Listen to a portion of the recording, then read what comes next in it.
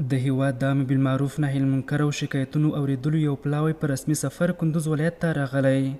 د امر بالمعروف نهي المنکر او شکایتونو اوریدلو عمومي امیر ویلي دغه پلاوی موظف دی ترڅو د شمال ختیځو درې ولایتونو کندوز، تخار او بدخشان ولایتونو ته سفر وکړي او د زندانیانو شته ستونزې یاداښت او وروستۍ د حل په موخه له مرکزي څانګې سره شریکې کړي. زما بسونه ټوله ګورو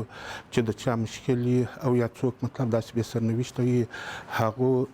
یا الحاله دغه چې کوم موضوعګانې حل سوي نه وي نو دا ټولې موضوعګانې موږ اخو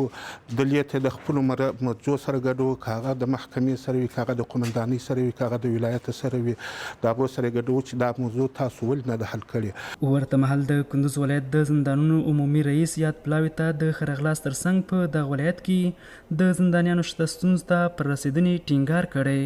از هر فردی بندی جدا جدا ملاقات همراهش میکنه و مشکلات از یکی اگر در زندان باشه وارم